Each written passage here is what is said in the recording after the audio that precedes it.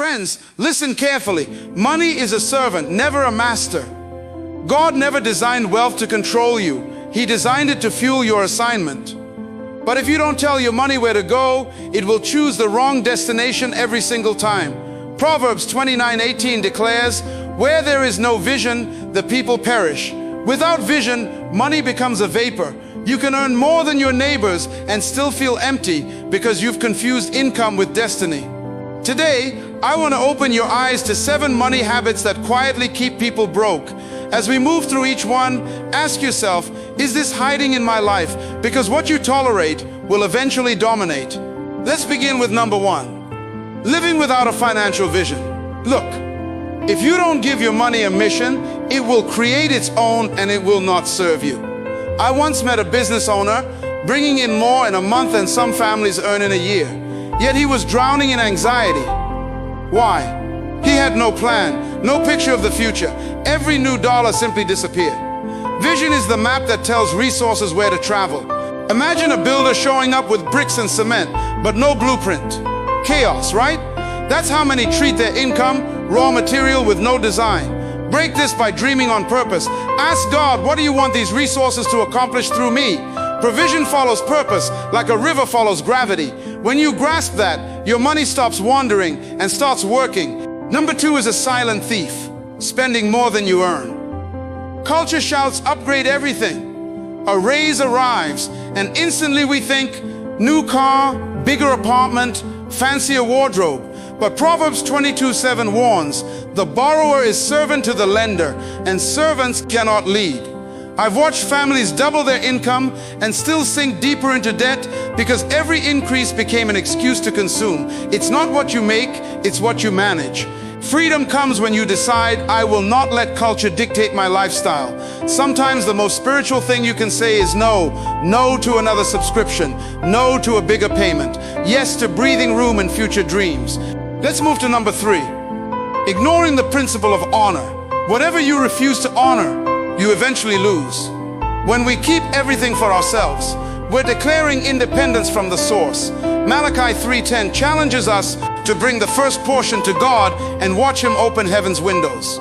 I've witnessed people who started honoring God first, even when their paycheck was small and doors opened they could never explain. It's not a tax, it's trust. Putting God first breaks greed and reminds you that everything you hold is borrowed. Habit 4 hides in plain sight. Spending without intention. We live in a world of one-click purchases, flash sales, and constant advertising whispering, you deserve this right now. Without a plan, desire becomes your accountant, and desire will always overspend. Think of a ship on the open sea, a tiny leak that no one notices at first. It doesn't look dangerous, but hour by hour the water rises. That's how impulse spending works. Small leaks that eventually sink the whole vessel. Maybe it's a $5 coffee every morning, a late night online shopping habit when you feel stressed, or that streaming service you forgot to cancel. Individually, these choices seem harmless, but over a year they become thousands of lost dollars, money that could have fueled a dream, funded education, or built an emergency cushion. And here's the deeper truth. Impulse spending isn't just about money, it's about emotions. Many of us buy things to soothe boredom, to reward a hard day, or to fill a space only purpose can satisfy. But no purchase can heal a restless soul.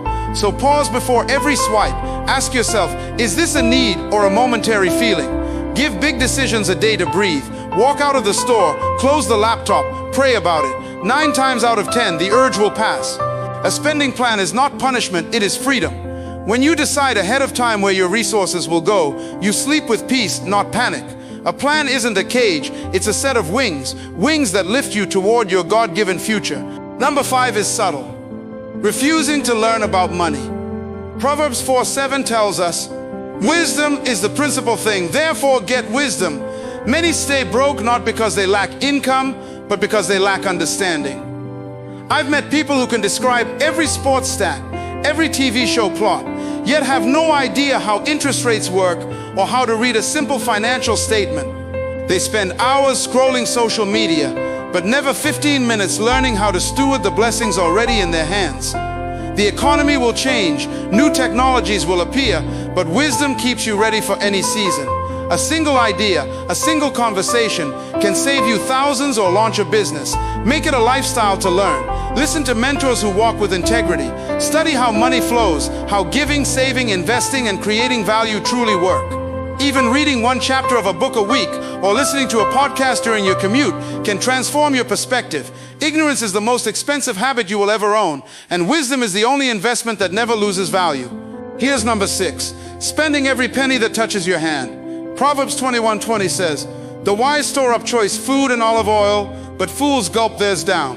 If every paycheck is gone before it lands, you are one unexpected bill away from crisis. I remember a couple who told me, "We can't save, we barely make enough." But when we looked honestly, they discovered dozens of small leaks, subscriptions, quick snacks, impulse buys. They started setting aside just a few dollars a week, and over time those dollars grew into a shield that rescued them during a medical emergency. Saving is not about hoarding, it is about stability. A reserve turns panic into patience. It gives you power to say yes when opportunity knocks, and it creates space to give generously without fear. Even small beginnings matter. $5 consistently saved is better than big promises you never keep. Consistency beats intensity every time. And beyond saving, learn to multiply. Opportunities to invest, to start a side business, to acquire new skills, they come to those who have margin. When you always consume everything, you rob yourself of tomorrow. Last but not least, habit 7, fear. In Matthew 25, a servant buried his talent because he was afraid. Fear of failure kept him broke. And many today live the same story, hiding behind playing it safe while destiny waits for courage. Risk is not recklessness.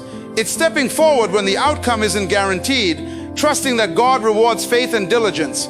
That might mean learning a new skill, launching a small business, or investing wisely. It might mean networking with people who stretch you, or applying for a promotion that intimidates you. Some say, "I'll move when I'm sure," but faith moves first. Clarity comes later. The Jordan River didn't part until the priest's feet touched the water. Action invites the miracle. Start where you are. Take a small, educated step, then another. God supplies seed to the sower, not to the one who hides.